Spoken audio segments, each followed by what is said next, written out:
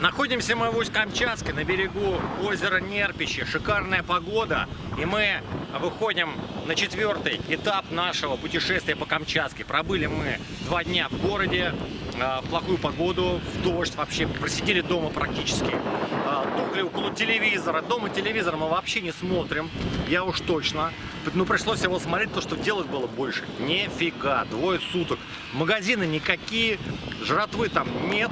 Развлечений нет, в дождь идти некуда, дождь, ветер. Ну, в общем, слава богу, что все это закончилось, и мы сейчас выезжаем в сторону Нижнекамчатского острога. 4 дня мы там будем по нашим предварительным планам. Сергей, хозяин фирмы, нас везет туда, на Нижнекамчатский острог. Исторический объект, к которому мы стремились, в принципе, одна из главных наших целей, и которая прописана в миссии Русского географического общества. Собственно, у нас экспедиция, если кто-то забыл.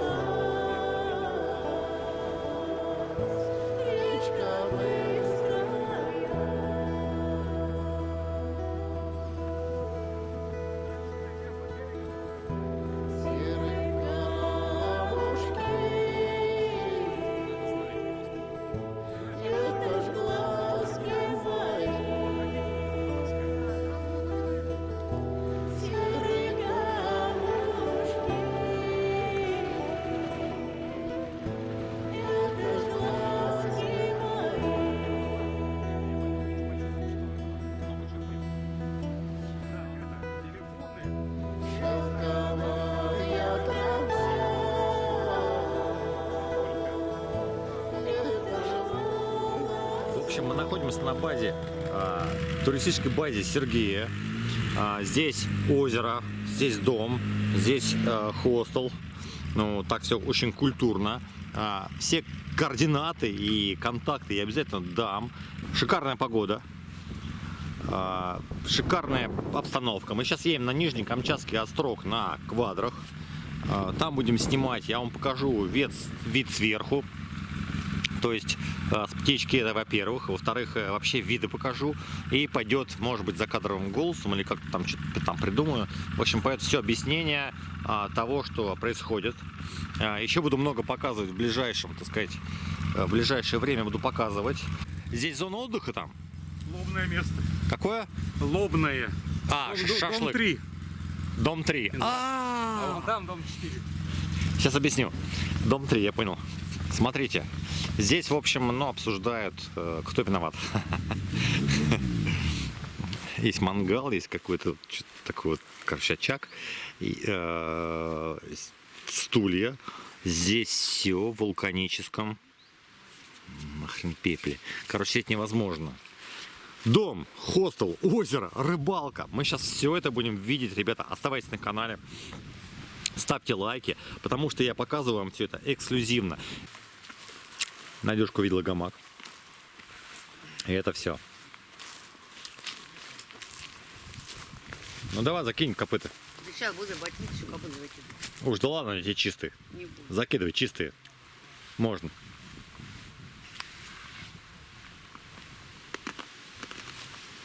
Надюшка на Камчатке, в гамаке. Но как еще может быть? Надь, как-то может еще быть? Нет. Только тогда? Мы сейчас на этих 2 красавцах с Серегой и с Надюшкой поедем на Нижнекамчатский острог. И я вам покажу там все.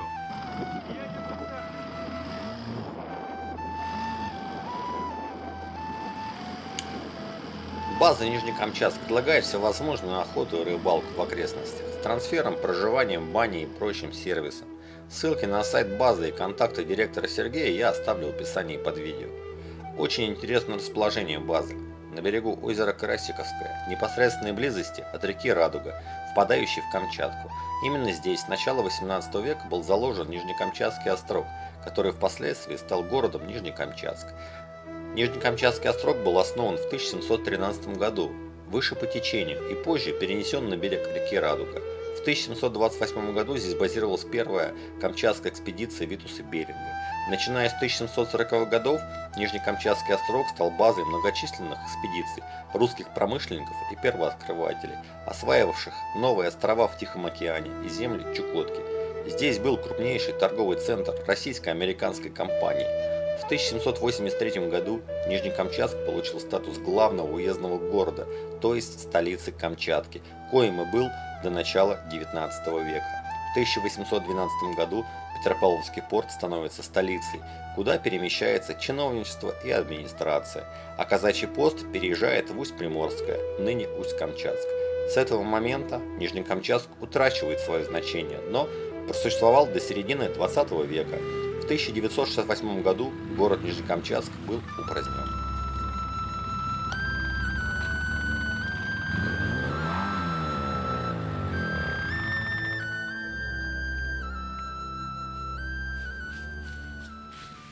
К Успенской церкви мы еще подойдем. Здесь лестница, спуск к реке Радуга. Очень толстый слой пепла, прям миллиметра 3, наверное. Здесь беседка. Вот здесь обычно ставят палатки. Прям на Да, вот здесь вот. на деревянном, да? Да. Ну, смотрите, стоят палатки здесь, и если бы мы сплавлялись своим ходом, как было запланировано, мы скорее всего вот здесь бы палатку. Скорее всего, я вон там бы поставила. Вон там поставила? Да, сюда бы ты переплыл и посмотрел церковь. Фу, какая. Сережа! Смотрите, что у нас в мыслях. Если бы мы здесь были своим ходом, и так было запланировано у нас, и мы могли бы здесь быть, но отказались от этой идеи. Скорее всего, мы встали бы, наверное, ну не знаю, на пляже, вот там встали бы, а сюда просто переправились бы на одном из покрафтов и посмотрели бы. Не, мы 100 пудов на этом пляжике бы встать. Ну почему нет? Я бы, может быть, около церкви встал бы. Это хотел к мне встать. Рекомендовал бы вставать вот тут, потому что сюда выходят очень часто мишки. Рыбку покушать. А здесь более-менее спокойно. Очень много следов, и, скорее всего, поскольку здесь много рыбы. Кстати, Надя, это тебе не Камчатка, это Радуга. Здесь прозрачная вода, и рыбу видно. Он находится здесь на рыбе, да? А вон только что выпрыгнул, вон играет, смотри, выпрыгивает. Надо, кстати, будет творяет. половить. Но не сегодня, естественно, завтра половим. Слушай, я это место, вот эту беседку видел в видео. И я ребята, когда я планировал, вы видите, вот это место, вот этот помост, вот эту беседку. Давайте поднимаемся. Я видел, в своих снах, как я сюда прибываю еще полгода назад. Здесь ставят люди палатку. Все в пепле, все в пепле. Сейчас будут все штаны. Народ ставит здесь палатки прямо вот на этом мостке. Может быть, мы так бы и сделали. Наверное, не знаю. Наверное, сделали бы. Там беседка для обеда, вообще отличное место, просто шикарно. Вот, знаете, я уже чувствую такую положительную энергетику, не поверите. Хоть тут все заросло крапивой, каким-то бурьяном, борщевиком. Все в пепле. Но вот это место, посмотрите, насколько оно прекрасно. Я сейчас буду запускать дрон, буду показывать окрестности и запущу, естественно, текст о том, чем это место знаменито. Именно, когда это было, что здесь было.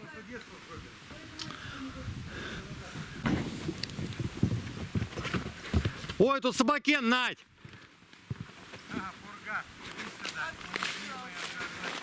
Пурга пробежала мимо меня. Такая пурга пронеслась. Я вижу, но по ней видно. Откуда она взялась? А, соседнем лагере. Красивая такая. Ты такая пурга. Шоколадная. Ой, пурга. Пурга прибежал. Да, скажи. Да я видел, вообще классно. Гладить. Молоденькая девочка, кстати. Да. Молоденькая, да? Молоденькая. Успенская церковь. Написано 1864 год. Но, насколько я помню, по описаниям, которые мне удалось найти в интернете, Успенская церковь постройки все-таки 18 века, не 19. Причем значительно раньше. Она была здесь в 1760, ну не помню. Короче, на 100 лет раньше, чем здесь написано. Мы сейчас пойдем вовнутрь. Обязательно я помолюсь. Может быть, и нельзя здесь снимать, но я не видел запретов в других церквях, которые находятся в городе у нас. И здесь замечательное место, замечательный храм. И Сергей поставил свечку, и я поставил свечу. И Надюшка даже зажгла. Вон там. Здесь невероятно положительная энергетика есть. Прям чувствую себя умиротворенно. Вот. Покидаю я церковь, храм Божий. Здесь Бог есть. Это был первый миссионерский храм на недавно присоединенной к России Камчатке. После сожжения храма Николая Чудотворца в результате смуты в 1737 году была выстроена двухпредельная церковь во имя Успения Божией Матери около слияния рек Камчатки и Радуги. В 1842 году святитель Иннокентий Вениаминов писал про храм, что утвари, ризницы и образов в серебряных ризах очень много, так что всего серебра в ризах и утвари до 5 пудов. И в этом отношении она есть первая из всех камчатских и прочих в Камчатской епархии находящихся церквей, но вкладами ныне очень небогато по малости и бедности прихожан. В советское время безбожная власть начала жесточайшую борьбу с православием. Печальная участь не миновала и храм Успения Божией Матери. Здесь оборудовали зал для просмотра кинофильмов. Как печальное напоминание о поругании святыни, в здании храма сохранилось окошко оператора, вырубленное в деревянной стене. В 1993 году, благодаря усилиям группы энтузиастов, церковь была восстановлена, однако из-за снега и дождей конструкция старинного храма начала разрушаться. В 2012 году группа местных специалистов проделала большую реставрационную работу. Этот важный памятник истории был полностью отремонтирован, была перекрыта кровля, заменены полы, поставлен новый иконостас, изменено внутреннее убранство церкви. Нижнекамчатск прекратил свое существование как административная единица в конце 60-х. Сейчас трудно себе представить, что когда-то это место было краевым центром. Но остался храм Успения Божией Матери, который стал единственной нитью, связующей нас со славным историческим прошлым наших предков. Мы в окрестностях базы отдыха Сергея и, собственно, урочища Нижнекамчатского. Вот видите, смотрите, сейчас тряхану вам. Шевелуча весь этот пепел, прям шевелуча здесь нападал. Завтра, анонсирую, завтра мы будем ловить рыбу на хороших местах, на уловистых местах. Я и Надюшка возьмем прям 2 спиннинга и едем на рыбалку. И вот смотрите, что у нас здесь. Это свежее медвежье дерьмо. Серега взял, кстати говоря, с собой карабин. Я сейчас без ложной скромности хочу прорекламить это место. Хочу прорекламить вот эту базу отдыха Нижнекамчатская. Потому что это стоит того. Если вы здесь, поблизости, в Нижнекамчатске, вам нужно непременно с ним связаться и оказаться здесь. Потому что дикие места. По поводу рыбы вы увидите завтра. Мы сегодня не пойдем на рыбалку. Здесь медведи ходят табунами вокруг. Вот поэтому как бы в дикую местность без Сереги с карабином не ходите. Здесь церковь начала 18 века. Она намоленная. Кому это важно? Надь! А как этого прошли, я не понял. Насквозь? На кусь сквозь-то, блин. Понятно. Для меня это вообще потрясающее приключение. Вот где мы сейчас находимся, посмотрите. Это вообще, блин, заросли, покрытые. А вон какой-то ориентир. Сейчас я его покажу вам. Все в вулканическом пепле, шевелуче. Здесь все в медвежьих следах. Посмотрите, маленькие малыши. В основном малыши я вижу. Вот мам, вот и постарше уже. Очень много. Прям вся глина в их пальчиках. Кто не верит, показываю. Дерьмо, которое было свежее. Вон Надюшка с Серегой стоят. Подойду. Я примерно так представлял эту реку. Такой шириной метров 25.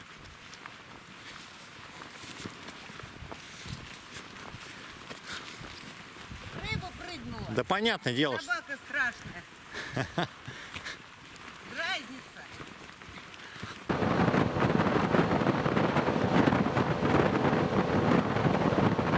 Едем на родник. Я понял.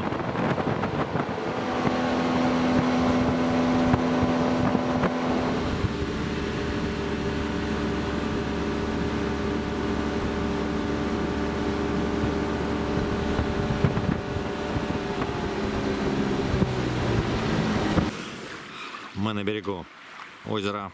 И здесь есть родник, свой родник, вы представляете? У Сергея не только свое озеро, но и свой родник. Прекрасно просто.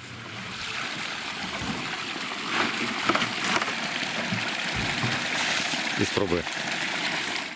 Посмотрите, что творится здесь, на выходе из озера. Рыба просто бьет, косяк какой-то мелкой рыбы. Может, гольчик. Смотрите, прям бьет. Видите, чайки собрались. Спины. Причем при этом нифига не клюет. О. Много видно рыбы, смотрите. Это река Радуга, мы рыбачим. О, такая кумжечка, может быть, под килограмм, ну, грамм 700-800. Не знаю, вот поймалась она. Могу отпустить, в принципе. В пятнышку красивая. Очень красивая такая рыба. Ну, это форель, да? Ну, форель, да, типа. Ребята, рыбалка на реке Радуга увенчалась успехом. Там кумжа такая до килограмма у нас была первая. И прям рыба бурлит, но не берет нифига. Берет, И вот это дети, я их отпускала, уже 3 штук Надька 3 отпустил, я кумжу одну оставил, думаю, на жареху оставлю.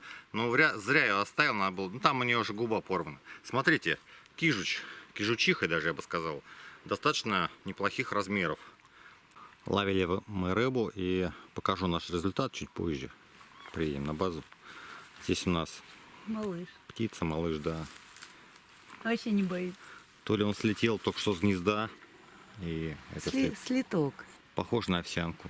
Овсяночка, да, рыженький. Может, местные какие-то другие, но похож на нашу овсяночку. Ну и чего ты тут сидишь? Где мама твоя? Вот ты глупый. Такой вот. Чего сидит, непонятно. Вообще. Ага. Ты бояться-то будешь сегодня или как? Чистим рыбку. Это оказалась самочка, кишуча. Неплохая такая, жирненькая. И у нее икры. Думаю, грамм 350 здесь будет. А кумжечка сейчас пожарим. Будет очень вкусная, нежная форелька у нас. Вот. Пошел было дождик. Прогнал нас с рыбалки. И погода опять наладилась, в общем-то. Такой у нас тихий, теплый вечер. Народ, мы на озере Красниковская или Красиковская находимся на пирсе у Сереги. И смотрите, какая штука здесь. Какая-то как угорь, не угорь молодой. Вдруг это угорь. И он почему-то ползет на берег. Но это явно рыба какая-то, разновидность. Какой-то, блин. Ну как угорь, да? Страшилища какая-то. Возьми ее руками и кинь в воду. Ага, сейчас, блин, палочкой. Пойди палочкой. Покажу ближе. Гадость какая. А то, что он тебя не тяпнет, это точно. Ну я знаю, что не тяпнет. С чего бы он мне тяпнул? Неприятно. Попробую в воду положить, может он все-таки водяной.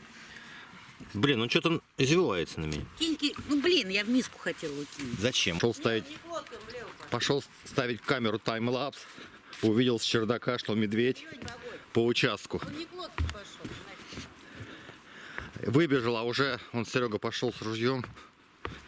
пугнуть его. Ну, в общем, нет его. Есть, да? Сейчас.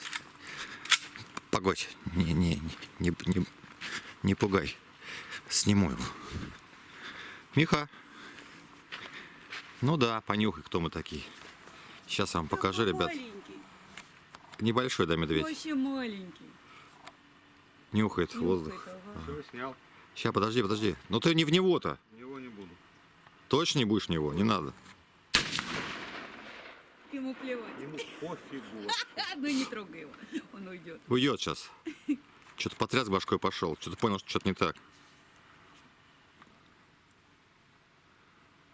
Ну, он понюхать пойдет. Это Пошел отсюда. Инна! наш 13-й медведь. Воды попьет сейчас. 13-й медведь у нас. Да. В нашем путешествии по Камчатке. Вообще пофигист, я Ага. вообще балдею. Камера что-то у меня уходит. Мишаня! Тут нюхает. Слушай, Ну, он воздух нюхает. комары это. Много комаров прям. Нюхает воздух, да, пытается понять. Слушай, он такой глупый или чего? Он понимает, что мы здесь? Понимает, ему просто насрать. Мама не научила, что надо бояться. Вот зря не научила маму, что надо бояться. Очень свежее медвежье дерьмо сегодняшнего утра. Сейчас как раз сегодняшнее утро, и я иду вот сюда вот, где мы ловили вчера. Иду порыбачить немножко. Был дождик с утра. Да, кстати, с добрым утром, страна. А то скажут: Дима, что-то не то говорит. С добрым утром, страна. Река Радуга. И Надюшка осталась там на базе. Я решил, пока дождик развеялся и косить нельзя, и мокровата трава, мы будем косить сегодня тоже. Рыба бьется. Я решил пройтись, порыбачить. Вот. Есть. Так, ребята, есть. 6-й заброс, наверное. Хороший.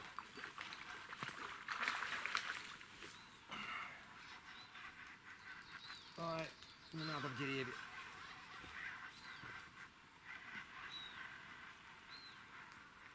Кижуч.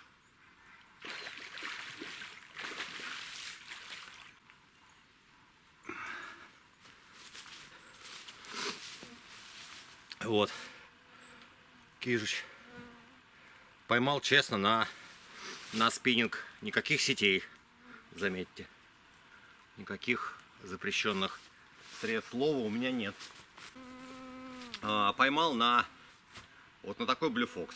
Надеюсь, вы видите. Ну, в общем, 5-й номер Blue Fox. На самом деле здесь можно ловить и на не Blue Fox, на обычную вертушку, на серебристую идет.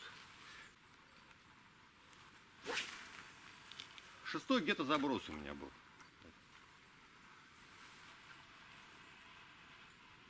Короче, ко мне идет медведь. Миша! Ну-ка пошел отсюда! Вон, смотрите. Да, иди. Иди, давай, уходи. Иди, что ты тут стоишь? Блин, дурак. Напугал, блядь. Сучара. В общем, вы все видели, народ. Медведь шел по яру прям в мою сторону. Я подумал, пока он ко мне не дошел. Ну, не знаю, что у него на уме. Медведь средний. Вот у нас такой вчера ходил, может быть, это он и есть. Мне кажется, вообще он глуховат. Серега ему вчера дал дроби под ноги. Вот, он что-то вообще не среагировал, понюхал, куда дробь ударилась. И спокойно себе пошел дальше, просто втягивая ноздрями воздух, запахи, пытаясь чувствовать какие-то, почувствовать. В общем, я оставил рыбу, взял пакет еще, иду ловить заново туда. Ну, в смысле, не заново, дальше ловить. Просто я косить еще рано, не обсохла трава. Вот. И, ну, вот такая вот ситуация. Время есть, как бы, а чтобы его не тратить впустую, я иду туда. Ну, вижу медведя, скажу ему, чтобы уходил. Ну, короче, он не слушает меня. Я его обзывал по-всякому обидными словами и кричал. Стрелять не стал. Но фальш держал вообще в руках, потому что, ну, как бы я один, это раз. Там хотя бы с Надюшкой или там мотоцикл был рядом завести, да, чтобы он тарахтел, как-то это спокойнее. Это, может, тоже не панацея от медведей. Конечно же. Учитывая, что в него стреляют, а он просто не реагирует вообще никак. Слушай, я так быстро добежал здесь. Ну как, я не бежал, я просто быстрым шагом дошел с этой рыбой.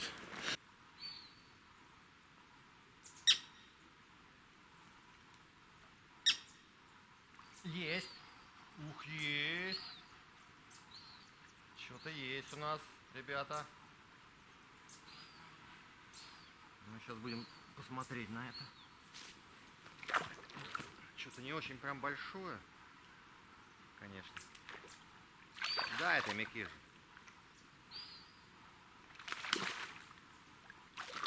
О! Ну и хорошо.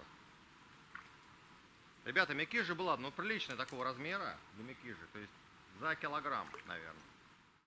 Еще один объект на урочище Нижнекамчатском. Это корабль. Некий человек в какой-то момент решил построить здесь этнодеревню. С реконструкцией разных, собственно, объектов этнических. Блин, какая трава. Ну, вот мы к нему идем. Вот, в том числе с корабля он решил начать. И в итоге бросил дело, а корабль вот остался. Залезем в него, попробуем. Ну, ничего такого интересного, просто остов металлический с деревянной обивкой. Вероятно, должна была быть мачта, видите, под мачту. Ну, вон церковь. Еще раз покажу беседку отсюда. С реки, с Радуги. Можно остановиться. Есть ступеньки напротив пляж. Кто хочет, может на пляже останавливаться, кто здесь будет. А можно вон там на площадке поставить палатку. Так делают некоторые туристы. Редкие туристы, которые здесь бывают. А непосредственно в беседке можно там обедать. Ну, в общем, готовить пищу. И рядом храм. Ходить помолиться. Я сейчас был опять там. В общем, место удивительное по своей энергетике.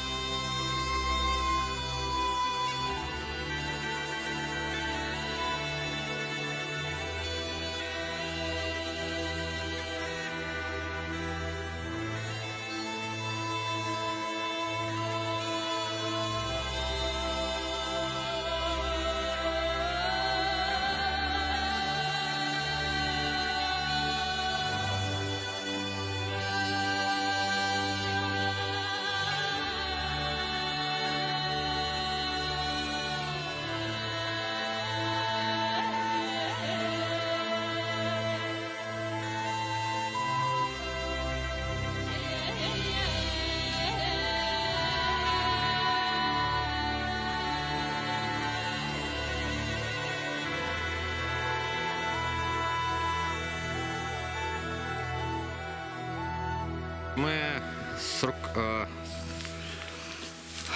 с директором турбазы здесь нашли мы погост. Я бы без него не нашел вообще.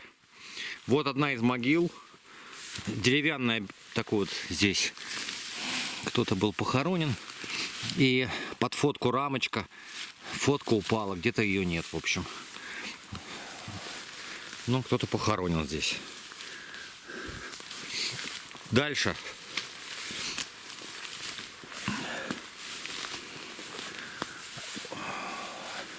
Но, судя по оградке, это 50-й, может быть. 57-й. 57-й? Я же так угадал. Слушай, и что, неужели ни одного родственника не осталось, которые могут здесь быть?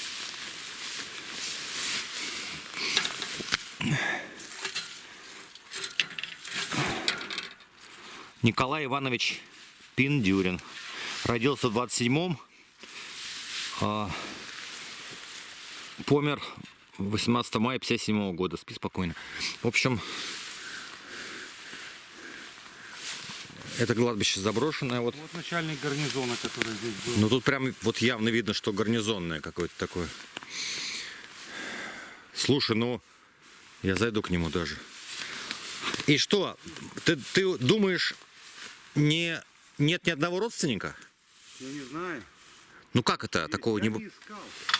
такое не бывает. Они же знают, что здесь их родственники похоронены. Ну, вообще, да. Только представь, сколько лет назад здесь это было. Ну, подожди. Село упразднили в 67 году. Да. Вот так вот я вырву. А, 51-м умер. Гвардии полковник Витольд Адольфович Попко. Помер в 51 году. Ребята, сейчас показываю, извините, наверное, съемки всяких кладбищ. Это не очень корректно и не очень правильно, но с другой стороны, это место такое, где вообще никто не бывает, кроме медведей. Мы сюда пришли, может быть, кто-то увидит фамилию свою знакомую. Кована сварная. Ну, это все 50-е годы. Не сохранилась надпись, кто это. Кстати, очень старая. Это железо? Листья похожи на медь. Она не проржавела, это то ли оцинковка, то ли латунь. Ну вот крест латунный. Смотри, тут венок сделан из дубовых листьев, которые выкованы. Или отлиты. Посмотри, чеканка. Чекан. Чеканка, дубовые листья, чеканка. Представляете? Я сейчас, может быть, даже сюда можно зайти посмотреть фамилию. Вот здесь Бурякова Людмила. Как? Бурякова Людмила прожила, видимо, сколько? 30-е апреля. Года не прожила. Года не прожила. Умерла. Какой год? 53-й. Я сейчас найду. Я нашел. Нашел? Да. Какой год? Сейчас. Юрате фамилия. Тамул. Сейчас. Льбичуте. В общем, 56-й год умер. Коряк. Да. Арате Тамулы и Чуте. Кто узнал фамилию? Коряк и Тельмен. Может быть, местный. И сделали ему кованые, смотрите. И это кованые, это чеканные дубовые листья, представляете? Сделали из металла, который не ржавеет. Это, видимо, даже не знаю. Еще и табличка на болтах, ты смотри. Но посмотрите, это он христианин. Вот так. Здесь табличка, вот я прочел. Пойдем, не будем беспокоить. Не будем беспокоить, да. Зря это, конечно, может быть зря. Но уж, наверное, не осудите меня, мои подписчики, за то, что я прочел фамилии и здесь был. Здесь, Дмитрий, вот это все, это кладбище. Но, к сожалению, большинство могил больше не существует. Чуть дальше будет обломки часовенки. Сейчас вот где это можно пройти. Такие места, конечно, может быть, имеют право быть забытыми, но на самом деле для чего делают могилы с табличками? Чтобы, наоборот, не быть забытыми. Поэтому, я думаю, наши... Более значимый человек был, потому что большое захоронение. Ну да, видно. Вот, давайте попробуем посмотреть. Сохранилась и чеканка. Нет, вряд ли мы прочитаем. Видно, Все уже. может, краской было. Нет, почему? Вот Чеканка есть? пробитые, да. Могилы, вот Пальцы заросла чувствуются, деревьями. пробитые буквы. Но уже не прочесть. Ну уже не прочесть. Так и вот этому дереву уже, оно уже упало и сгнило, ему больше 100 лет. Ну, я думаю, лет 80. Это если береза каменная? Каменная, да. Максимум 100 лет живут. Может, Ну, знаете, меньше. где-то так. 80 живут так. Вот, а это вот остатки часовни. Не осталось ничего. Здесь молились, видно, был купол раньше даже, крыша с каким-то крестом, да. Часовня.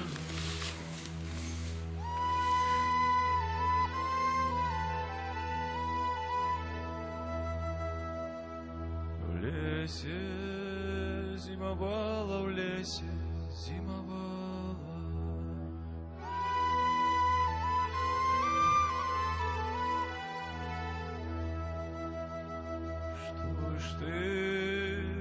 робила, что ж ты там робила?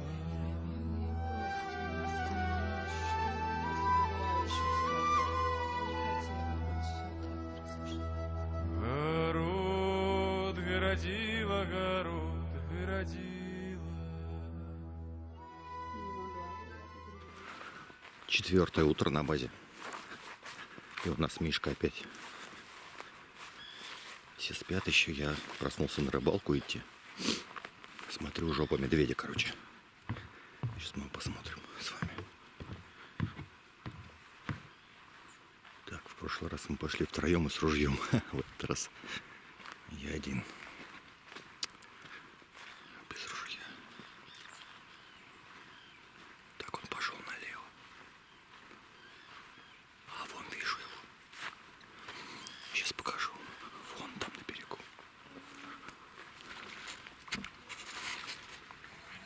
А всех уток перепугал.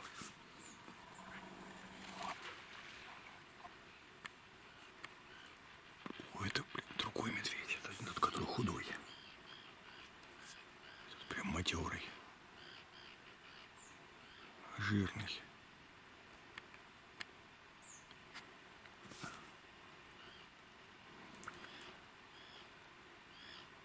Ходит. Что-то жрал, короче. Рожа, смотрите, большая какая. Этот большой. Это медведь. У них маршрут, короче, они проходят через базу. Они проходят через базу по низу, идут сюда, поворачивают туда, как будто вот прям у них тут, я не знаю, реально туристическая тропа здесь. Ладно, с добрым утром, страна, 4-й день на базе. Сейчас покажу себя. Так, здесь мамка. Раз, два, три, трое у нее. Козявки все трое, да. Еще раз, вот эта матерая, которая от меня ушла, это была мамка. Подожди, это не та. Матерая другая была. Значит, еще. Слушай, вот тот матерый был, видимо, самец или другая самка. Короче, она охраняет медвежат. Видишь, большой это не тот медведь. Короче, которая мамка, это не то, что большой.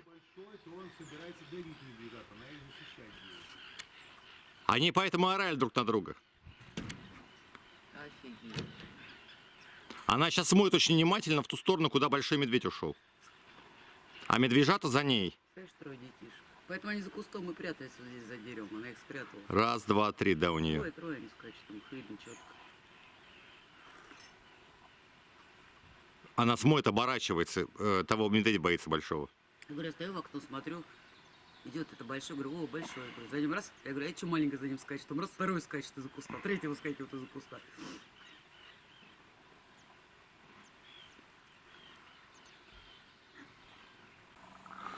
Залез на 3-й этаж. Поснимай отсюда. Лучшая видимость. Да, трое. Убегает, да, я вижу. Поймал микижу. Буду отпускать. Вот такая красивая форелька. Вот, но она мне не нужна сегодня.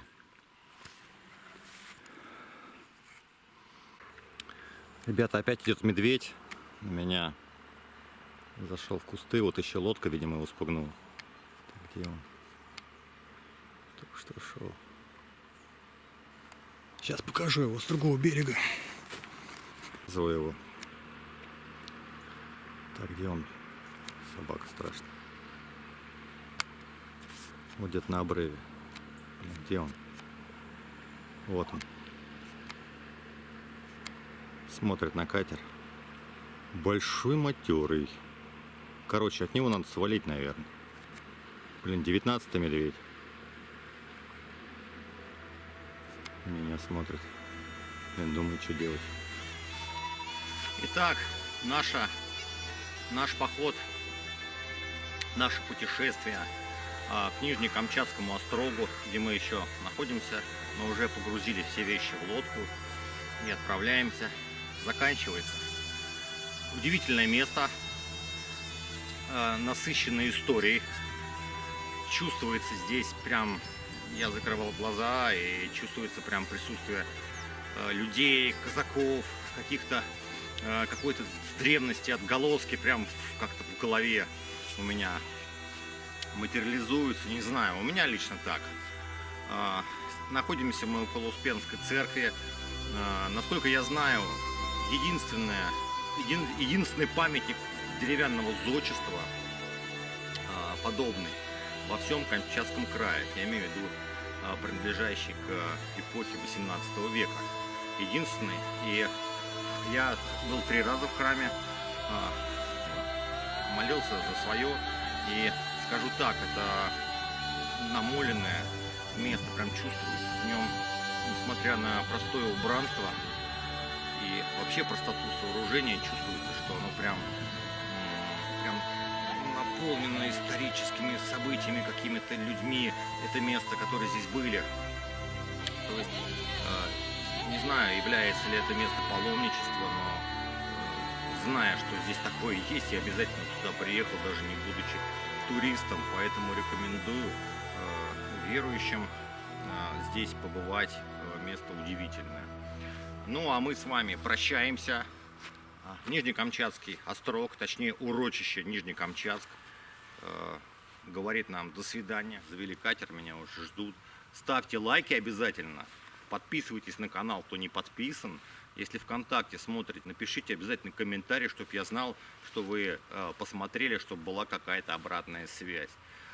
Всего хорошего вам. Спасибо за участие, спасибо за просмотр. До новых встреч. Пока.